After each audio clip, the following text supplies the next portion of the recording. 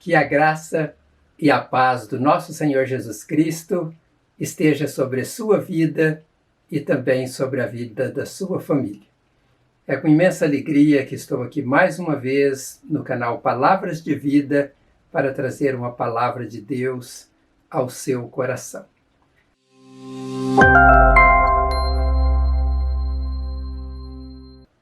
O tema da mensagem de hoje é: por que eu preciso de Deus? E se alguém te perguntasse hoje, você precisa de Deus? O que você responderia? Bem, você poderia ter pelo menos 3 respostas. Uma delas poderia ser: sim, eu preciso. Poderia ser também: eu não sei se preciso. Ou você poderia ainda ter uma outra resposta que seria pior: não, eu não preciso de Deus. Se você faz parte do grupo de pessoas que acham que não precisam de Deus, ou se você tem dúvida quanto a isso, você não pode deixar de ouvir esta mensagem de hoje. Mas, por outro lado, se você já tem certeza que precisa de Deus, eu te convido também a ouvir esta mensagem. E sabe por quê? Porque pode ser que uma pessoa acha que precisa de Deus, mas por motivos errados. E alguém achar que precisa de Deus por motivos errados pode se tornar uma tragédia na vida da pessoa. Então eu convido todos vocês para ouvir esta mensagem até o final. Talvez você não acredite no que vou dizer, mas eu creio que todos aqueles que estão diante de uma mensagem vinda de Deus, significa que Deus quer falar ao coração desta pessoa. Ele quer ajudar esta pessoa a caminhar neste mundo como filho ou como filha dele e ser guiado ou guiada em um caminho de bênção, tanto aqui quanto na vida futura. Então, ainda que você tenha tantos afazeres, eu peço que você tire este pequeno tempo para ouvir o que vou lhe dizer, porque eu tenho certeza que é uma mensagem vinda de Deus para a sua vida.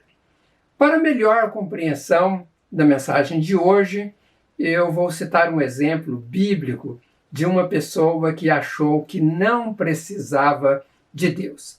Se trata de um rei babilônico que viveu 600 anos antes de Cristo, e este homem chamava-se Nabucodonosor.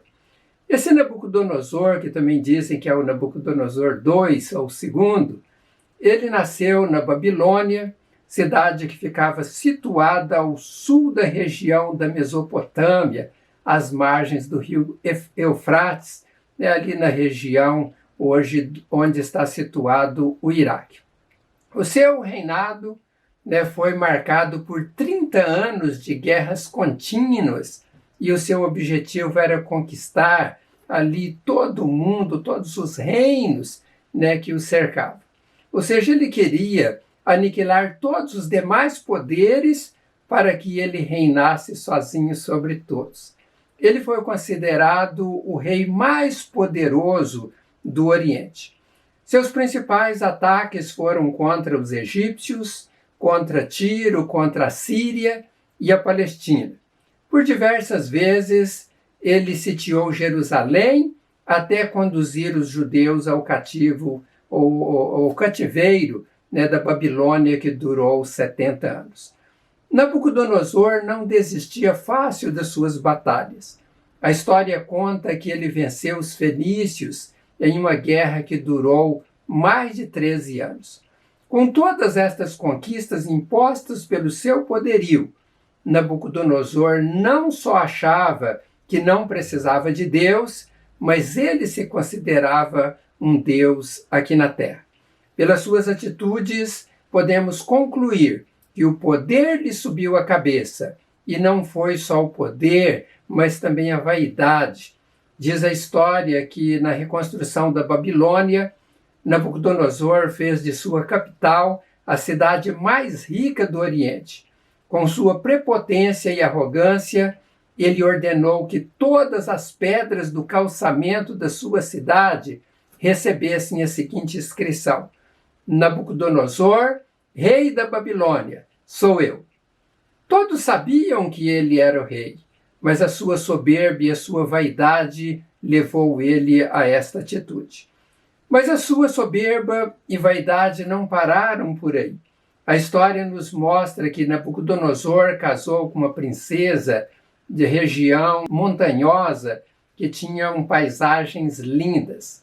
E para amenizar a saudade que sua esposa sentia da paisagem de sua terra, ele mandou construir jardins suspensos que simulavam colinas. Vejam que a sua ostentação era coisa fora do comum. Com este estilo de vida e com seu poderio no reinado babilônico, Nabucodonosor cometeu o maior erro da sua vida. Ele achou que não precisava de Deus.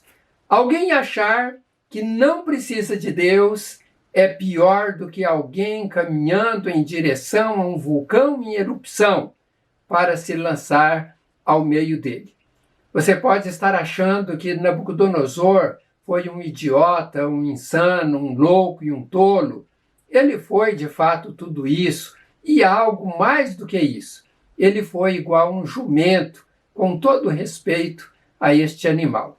O que eu estou dizendo não é uma falácia, uma ridicularização do rei Nabucodonosor, mas é uma realidade conforme narra a Bíblia no capítulo 5, a partir do verso 18 do livro de Daniel. E ali, naquele texto, Daniel estava levando uma palavra ao filho de Nabucodonosor, o rei que o sucedeu, que era o rei Belsazar. Este rei, ele foi lá em uma festa que ele organizou, onde levou os príncipes, as suas mulheres, concubinas, e ele então pediu que ele levasse as taças que o seu pai Nabucodonosor havia roubado ou tirado do templo de Jerusalém, taças de ouro, para eles usarem ali na sua festa mundana. Então, naquela ocasião, apareceu uma mão escrevendo na parede, e aquela mão aterrorizou a vida de Belsazar. Ele queria saber o significado daquelas frases que estavam sendo escritas ali na parede, Mene, Mene, Tekel, Urfazim. E ele então chamou os sábios da época para que pudesse revelar o significado daquelas palavras, mas ninguém pôde revelar a não ser Daniel. E quando Daniel então vai lá e revela o significado daquelas palavras, de que ele foi pesado na balança e foi achado em falta, então Daniel ele censura aquele rei, o filho de Nabucodonosor. E ele diz então lá, rei, foi a Nabucodonosor, teu predecessor, que o Deus Altíssimo deu soberania, grandeza, glória e majestade. Devido à alta posição que lhe concedeu, homens de todas as nações, povos e línguas tremiam diante dele, e o temiam. A quem o rei queria matar, matava. A quem queria poupar, poupava. A quem queria promover, promovia. E a quem queria humilhar, humilhava. Mas quando o seu coração se tornou arrogante e endurecido por causa do orgulho, ele foi deposto do seu trono real e despojado da sua glória. Foi expulso do meio dos homens e a sua mente ficou como a de um animal. Ele passou a viver com os jumentos selvagens e a comer capim com os bois. O seu corpo se molhava com o orvalho do céu, até reconhecer que o Deus Altíssimo domina sobre os reinos dos homens e coloca no poder a quem ele quer. Vejam que por causa da arrogância de Nabucodonosor, por causa do seu orgulho, ele foi destituído do seu trono e não foi só isso, ele foi expulso do meio dos homens e ele então ficou com a sua mente como a mente de um animal, conforme revela o texto. Ele passou a viver como animal, como jumento selvagem, e ele passou a se alimentar de capins como o boi. E sabe por quê Deus fez isso com Nabucodonosor? Para ele reconhecer que o Deus Altíssimo domina sobre os reinos dos homens e coloca no poder a quem ele quer, É isto que diz o texto lá em Deuteronômio, ou em Daniel, melhor dizendo, né, capítulo 5, verso 18. Com base neste texto, até poderíamos dizer que quem acha que não precisa de Deus é um jumento e vai terminar a vida pastando. Mas a tragédia é pior. A pessoa que acha que não precisa de Deus, ela vai viver eternamente queimando no fogo do inferno. Veja, uma pessoa que acha que não precisa de Deus é uma pessoa soberba, é uma pessoa arrogante, orgulhosa, rebelde, e é uma pessoa que terá o seu fim trágico, tanto aqui na terra, nesta vida, como na vida futura. É importante observarmos que Nabucodonosor foi rei em um grande trono, mas existem tronos menores em que pessoas estão assentadas achando que não precisam de Deus. Muitas pessoas, elas estão com a vida tão boa, eu digo assim, financeiramente, na sua realização pessoal, no seu conforto, e ela está regada de todas as coisas que ela quer neste mundo. E ela pensa, então, eu não preciso de Deus. Outras pessoas, até com menos recursos, às vezes pensam que não precisa de Deus, porque ela acha que é autossuficiente. Mas uma pessoa achar que não precisa de Deus é uma grande tragédia. Eu quero que você pense nisso, para nunca achar que não precisa de Deus. Este foi um triste exemplo de alguém que achou que não precisava de Deus, o exemplo de Nabucodonosor.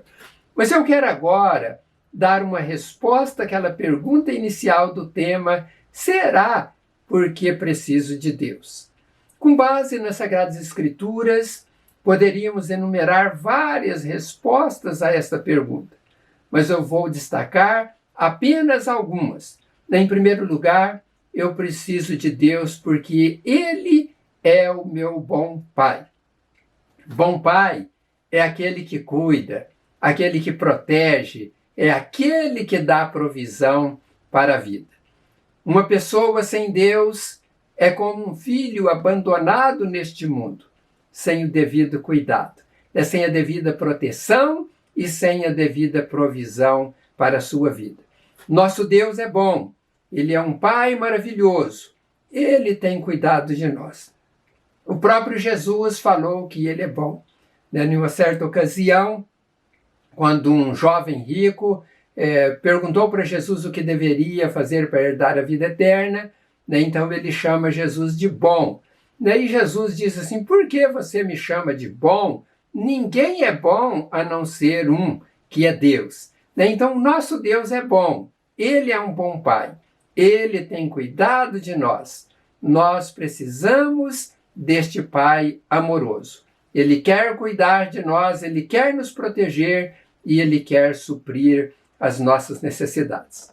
Eu me lembrei de algo que fizemos nestes últimos 15 anos, que deparamos com muitas crianças sem pai. Em todos os finais de anos, nós saímos para entregar brinquedos para as crianças. Isso é uma bênção, uma parceria que nós temos com o Ministério Artistas de Cristo, que é uma instituição aqui no Brasil, mas ligada também com outra instituição lá nos Estados Unidos, o pastor Eugênio Ken Fitch, um grande amigo nosso. E quando então nós saímos para entregar estas caixas de esperanças, que assim nós dizemos, nestas crianças, nós somos muito gratificados por Deus com aquilo que aquelas crianças nos transmitem. Eles estão tão felizes, tão alegres e radiantes quando eles recebem aqueles presentes. Então, eu vejo que elas valorizam aquilo que estão recebendo e sei que, no caso de muitas delas, é porque aquele é o único brinquedo que ela vai receber no final do ano, ali no Natal. Ela não vai receber mais nada. E quando nós olhamos para aquilo, nós vemos que a falta, então, talvez de recursos. Eu sei que tem muitos pais que trabalham, mas não têm condições de dar algo para os seus filhos. Mas algumas vezes nós deparamos com situações de crianças que estavam sem pais. Nós fomos em alguns assentamentos aqui na cidade de Londrina e andando ali por uns lugares onde as pessoas estavam morando, ali um local muito precário, né, sem asfalto, né, as casas construídas com restos de construções, né, e ali aquelas crianças estavam andando sujas, né, ali com roupas rasgadas, e muitas vezes elas estavam desnutridas. E só de pensar na situação daquelas crianças dói, né, o coração.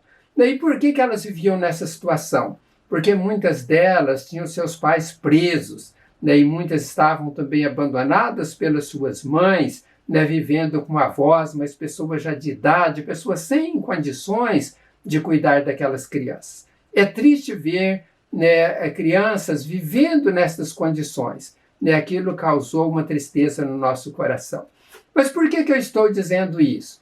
Porque pessoas que andam sem Deus são como estas crianças abandonadas, são pessoas desprovidas de todas as bênçãos que o Pai tem preparado para os seus filhos. Quando falo em bênçãos, muitas pessoas pensam em coisas materiais, mas as maiores riquezas que Deus tem para os seus filhos não são coisas materiais. Deus tem disponibilizado a seus filhos bênçãos espirituais tão maravilhosas que seus filhos podem viver em meio a uma escassez, em meio às dificuldades e ter uma vida feliz. Não adianta a pessoa ter todos os recursos, ter muito dinheiro, e ela é uma pessoa infeliz neste mundo. E ela é infeliz porque ela não tem esse Deus no seu coração, ela não tem esse Espírito Santo que Deus coloca nos seus filhos, que fazem com que eles vivam felizes mesmo em meio às tribulações. Quando Jesus ensinou, não ajunteis tesouro na terra, onde a traça e a ferrugem ou tudo consome, e os ladrões roubam e minam, ele estava dizendo, né, que a vida de uma pessoa não é importante por aquilo que nós possuímos. Ele até nesse discurso ele diz, a vida de um homem não consiste naquilo que ele possui.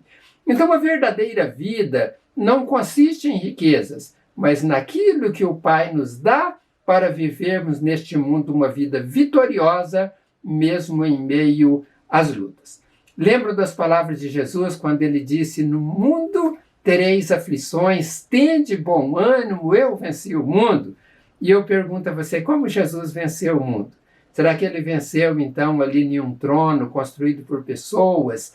E será que ele venceu onde as pessoas iam lá e se curvavam diante dele, como ele sendo um rei, se comparando com o rei desse mundo?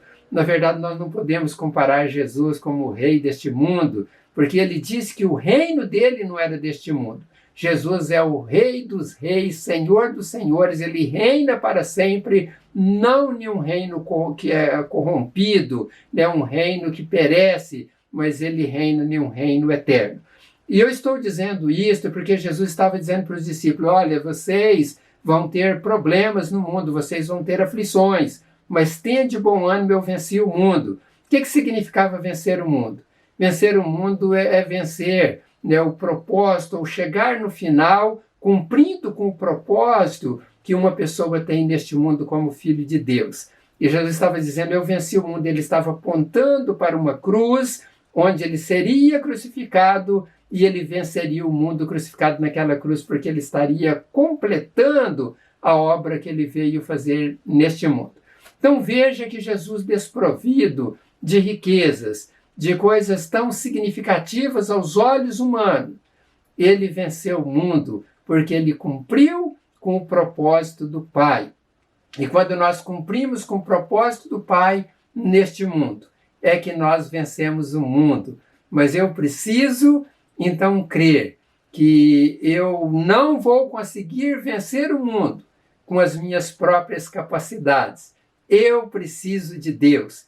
Para vencer o mundo, eu preciso de Deus. Então veja que precisamos de Deus, né, porque Ele é o Deus da provisão em todas as áreas da nossa vida. Como citei anteriormente, precisamos de Deus também porque Ele é aquele que cuida de nós. Eu não sei se você sabe, mas há muitas forças do mal que vêm para aniquilar as nossas vidas, vêm para destruir, a família, para destruir os negócios. São pessoas invejosas, pessoas que são usadas por Satanás, que muitas vezes trabalham no mundo das trevas para que a nossa vida seja prejudicada. E se nós então sabemos que é assim que funciona, neste mundo terrível, cheio de coisas ruins, nós precisamos ter a proteção de Deus. Deus é o nosso escudo. Nós precisamos ter este Deus na nossa vida. Uma pessoa que não tem Deus está vulnerável a todo o ataque do mal.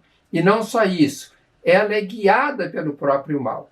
Se nós olharmos em Efésios, no capítulo 2, verso 2, ali vai dizer, na nova tradução da linguagem de hoje, que naquele tempo vocês seguiam o mau caminho deste mundo e faziam a vontade daquele que governa os poderes espirituais do espaço, o espírito que agora controla os que desobedecem a Deus. De fato, todos nós éramos como eles e vivíamos de acordo com a nossa natureza humana, fazendo o que o nosso corpo e a nossa mente queriam. Assim, porque somos seres humanos como os outros, nós também estamos destinados a sofrer o castigo de Deus. Aqui está uma grande resposta porque eu preciso de Deus. Quem não tem Deus continua sendo guiado pelos espíritos maus. E estes espíritos maus, eles destroem as pessoas. Ele aniquila os sonhos das pessoas que Deus tem colocado para se tornarem realidade na vida delas. Mas os filhos de Deus são protegidos por Deus. Isso nós temos confirmado em 1 João, capítulo 5, verso 18. Daí eu vou citar na nova tradução da linguagem de hoje. O texto lá diz: sabemos que os filhos de Deus não continuam pecando, porque o Filho de Deus os guarda e o maligno não pode tocar neles. Sabemos que somos de Deus e que o mundo todo está debaixo do poder do maligno. Então veja que quando nós tornamos filhos de Deus, quando nós sabemos que precisamos de Deus, quando nós vivemos na dependência de Deus, a palavra então aqui relata que o maligno não nos toca. As pessoas podem fazer despachos nas encruzilhadas, podem fazer oferendas para todo tipo de demônio, para prejudicar as nossas vidas, mas o maligno não vai nos tocar porque nós estamos protegidos por este Deus. Então é importante nós termos este Deus na nossa vida, porque se nós não tivermos Ele, nós não vamos ter esta proteção, nós vamos ser vulneráveis a toda força do mal. Para concluir, eu quero dizer o que o apóstolo João escreveu ainda em 1 João capítulo 5, verso 20, e lá ele está dizendo o seguinte: sabemos também que o Filho de Deus já veio e nos deu entendimento para conhecermos o Deus verdadeiro. A nossa vida está unida com o Deus verdadeiro, unida com o seu Filho, Jesus Cristo. Este é o Deus verdadeiro e esta é a vida eterna. Que texto glorioso! Ele está dizendo que Deus deu entendimento para nós conhecermos este Deus verdadeiro.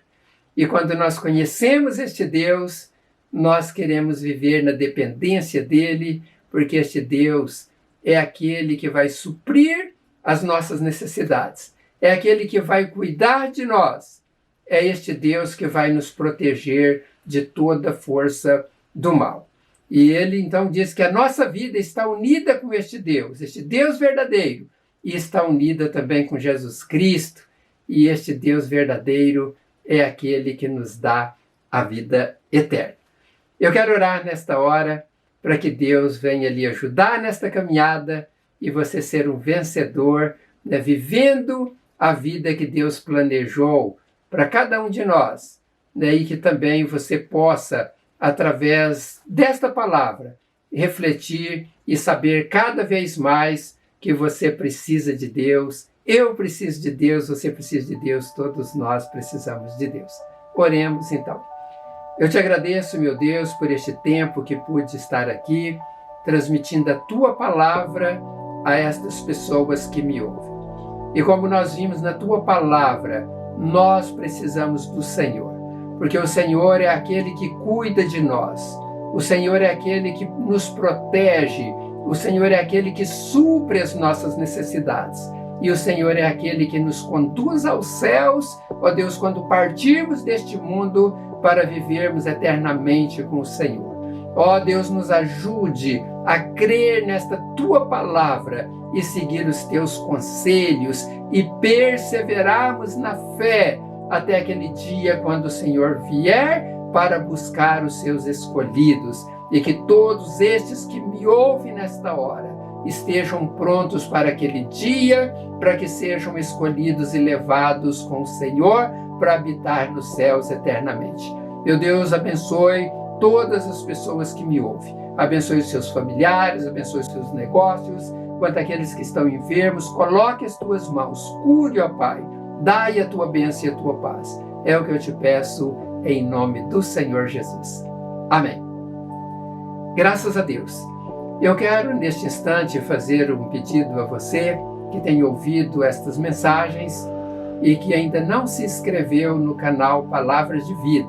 É muito importante que você se inscreva, porque isso fortalece o canal, né? E isso vai fazer com que estas mensagens sejam colocadas mais vezes para que outras pessoas possam também ouvir. Ou pode ser colocado no topo, né, daquilo que é divulgado aí no YouTube. Mas não é só isso. Eu peço que você também multiplique estas mensagens, né, mandando para o seu amigo ou postando lá no seu Facebook, porque você passando, eles vão poder ouvir esta palavra e serem abençoados como você foi. Então multiplique esta mensagem, seja um parceiro nosso na semeadura da palavra de Deus. E que Deus recompense a sua vida, eu sei que Ele fará isso, e que Ele lhe abençoe em tudo. Este é o desejo do meu coração. Então fique com Deus e até em breve, se Deus quiser, estaremos aqui para levar mais uma palavra ao seu coração. Um grande abraço. Fiquem com Deus.